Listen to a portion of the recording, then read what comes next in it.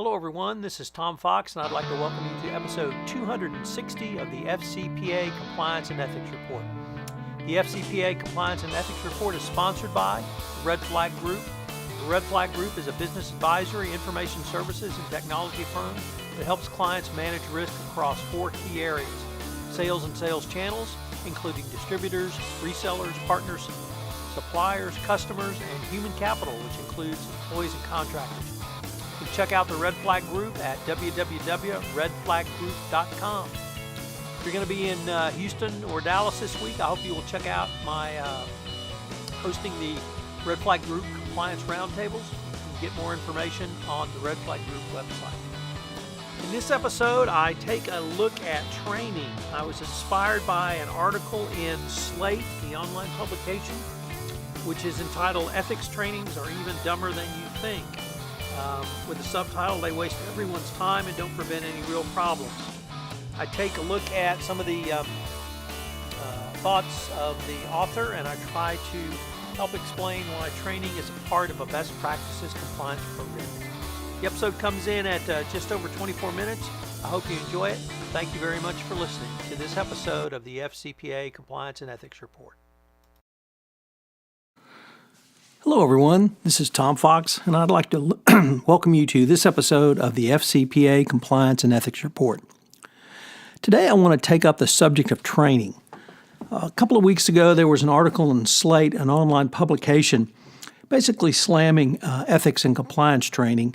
So I thought that would be a good opportunity for me to talk about training, talk about the effectiveness of training, and how you can make your anti-corruption compliance training and ethics training more effective. This is something that must be done. Clearly, it is mandated by the U.S. sentencing guidelines, which, at least in 2011, listed conducting effective training as one of the factors the Department of Justice will take into account when a company is accused of an FCPA violation.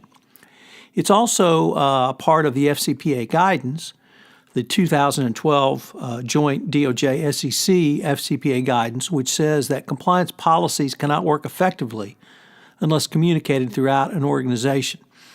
Accordingly, the DOJ and SEC will evaluate whether a company has taken steps to ensure that relevant training on policies and procedures have been communicated throughout an organization, including through periodic training certification for all directors and officers, relevant employees, and where appropriate, agents and business partners.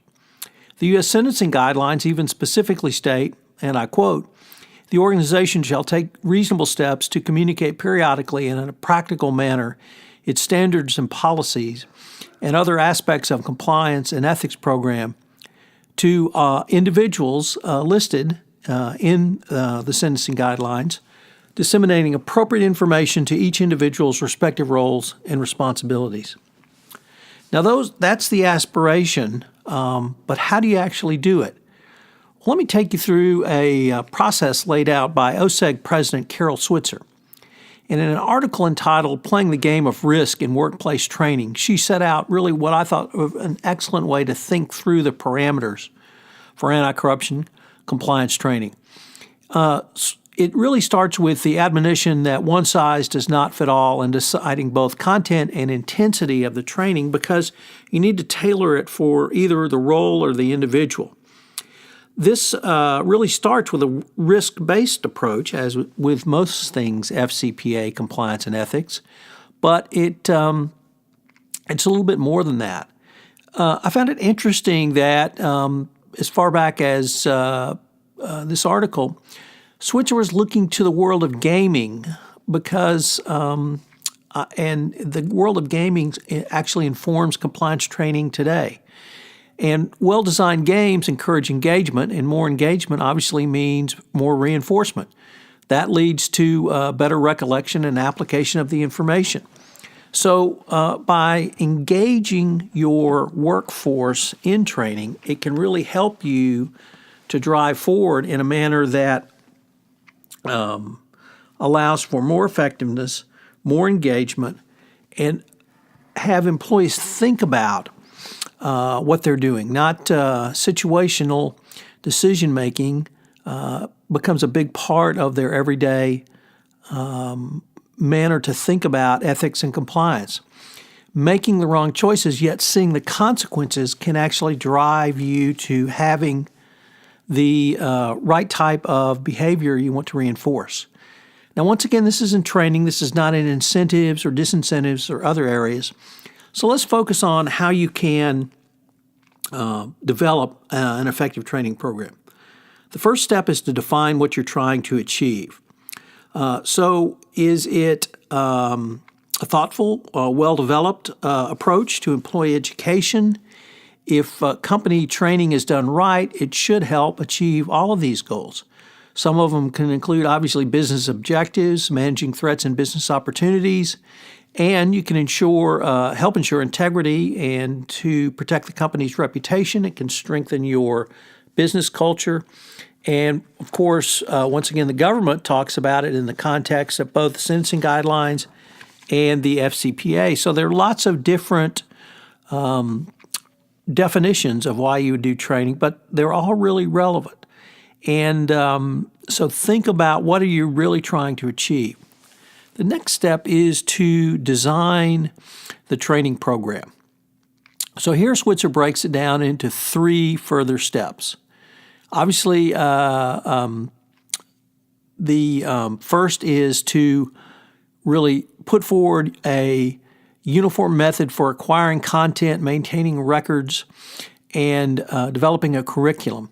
This should be followed by the establishment of standards for selecting this content and how you're going to deliver it. Is it going to be live training? Is it going to be online training? Is it going to be a webinar training? Is it going to be a combination training? Frequency of training, and assurance based on the risk exposure. Thinking through the technological solutions for delivering e-learning is certainly something that you should use at this point. And then really think about, is the training content relevant, or does it need revision? After you've designed this part, the next level is to design even more specific courses. And here I'd ask you to consider the risk-based approach. In any company any multinational company, you're going to have levels of risk. So remember who your audience is and what their characteristics might be. You need to ensure that the content's timely and the instructors are effective, but you'll need to also think about the key performance indicators and methods to audit them. The reason I find this so important is the Department of Justice has begun to talk about the effectiveness of training. And many of us have really not focused on that portion or that part of training. But how do you determine, or how would you demonstrate, or in Tom Fox parlance, how do you document that your training is effective? So this needs to be something you considered in your design. Yet there's another step further to drill down, and when you get to the highest risk, you need to think about an individual training plan. You need to consider modifying your risk profile based upon assessments on an ongoing basis.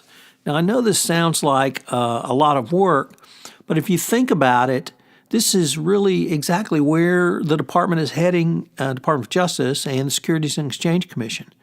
Because if you have frontline salesmen, it may be a situation where you want to tell them a story similar to Richard Strong's story, how he went down the slippery slope, and as he is well known and openly speaks about his journey through the FCPA, bribery and corruption, and indeed going to prison. So is that something that you want to incorporate into the design of your program for those employees truly on the front lines? But if you want to think about it in another way, what about supervisors and managers? What about those who are in some sort of managerial or supervisory capacity? What's their role in your compliance program, and how can you tailor the training to them? Obviously, senior management and boards of directors have roles, and they need to have a basic understanding of what the FCPA is, but they also need to have specific understanding of their roles. So when it may sound like a lot of work to do individualized training, yet It may give you a more effective compliance program. It certainly can help raise awareness.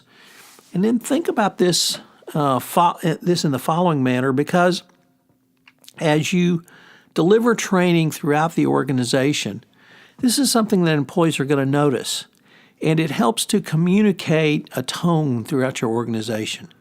If senior management is seen taking compliance training, if the board of directors are noted for their own compliance training, this is going to be something I think employees notice and will help reinforce that it really applies to everyone in your organization.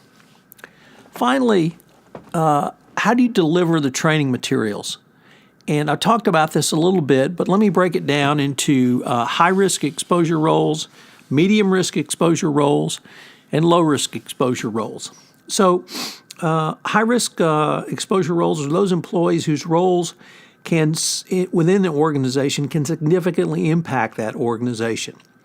Here, subject matter proficiency of around the FCPA or compliance and ethics is really demanded, and individuals should be able to act with a confidence on a wide range of scenarios based on the training. And this training should give them the understandings of the risks and requirements and the penalties for violation of the conduct that you're trying to proffer and move forward. Training should be repeated frequently using several methods of delivery and have greater assurance through testing and certification of course completions. Once again, the government is going to want to know, how did you determine your effectiveness? And you should do ongoing risk profiling through assessments of behavioral choices and tie that back into the training and the certification. So once again, you see this continuous loop of information.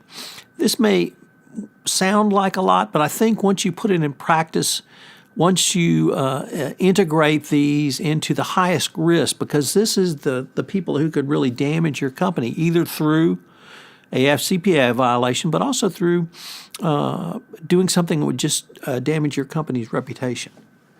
So next, on the medium risk exposure roles, these are employees who face risk on a regular basis or present a moderate level of negative impact to the company if they mishandle the risk that you've identified. These individuals should know what the risk requirements and penalties are, but they don't need to be probably trained in as detailed a manner and as often as those with high-risk exposures.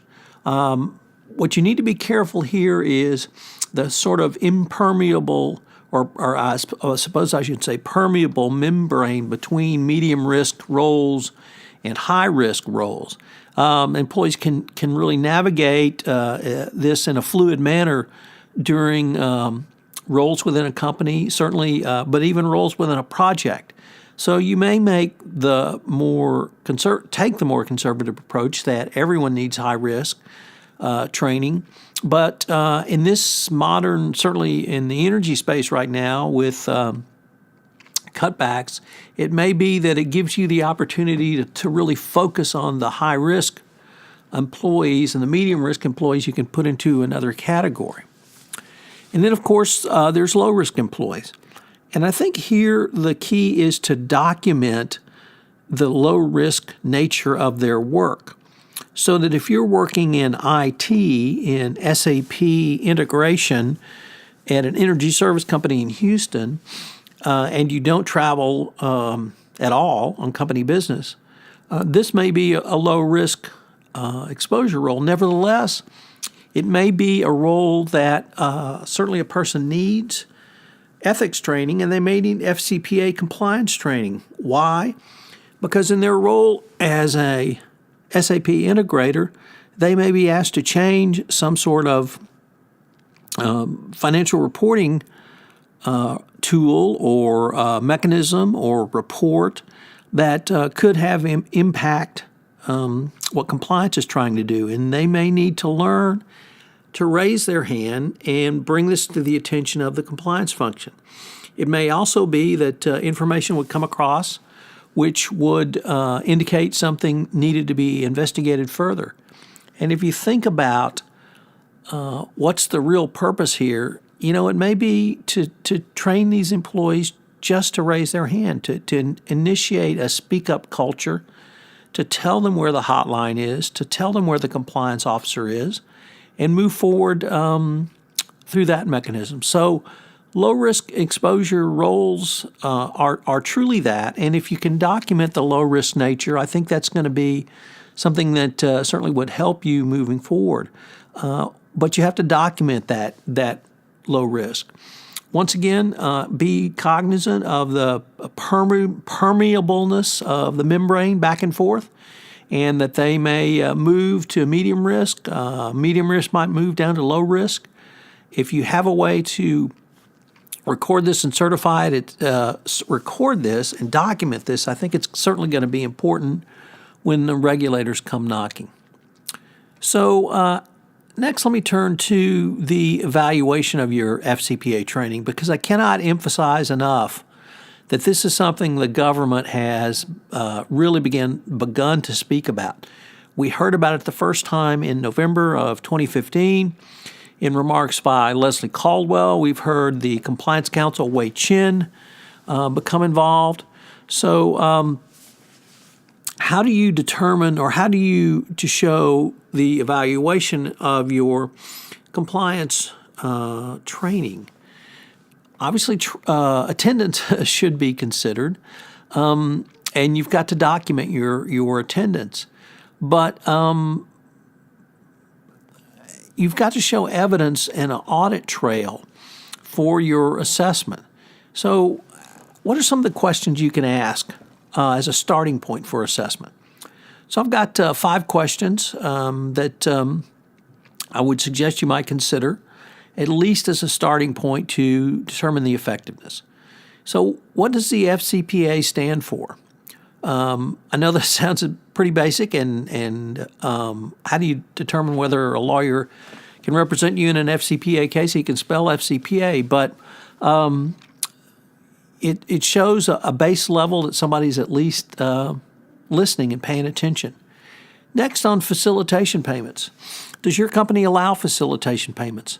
If so, what are the parameters of that allowance?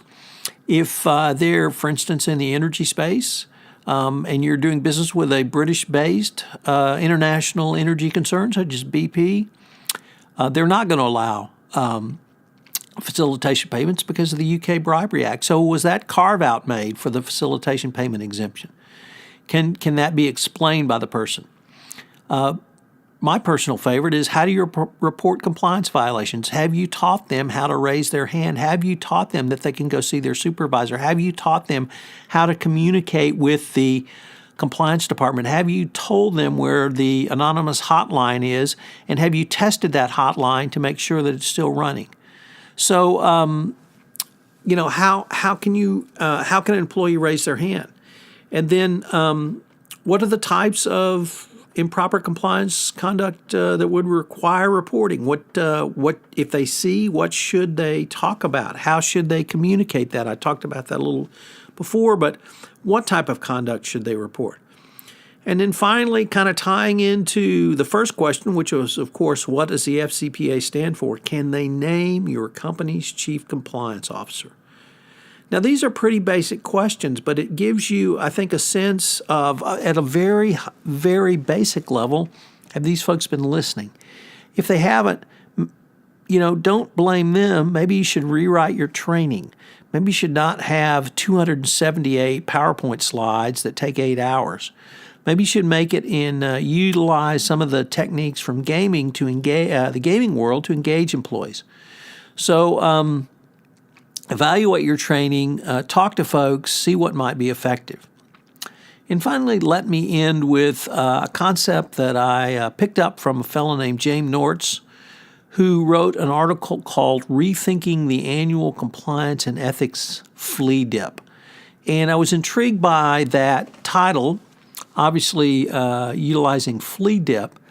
And Nortz felt that while such training was well-intentioned, and of course under the sentencing guidelines and the FCPA guidance, and I would also add Sarbanes-Oxley and Dodd-Frank, required by law, he believes it's a bit implausible that what he called these annual pilgrimages would have their intended effect of raising overall employee awareness about code of conduct and reducing compliance risks. So he talked about kind of tying into Switzer's point on gaming that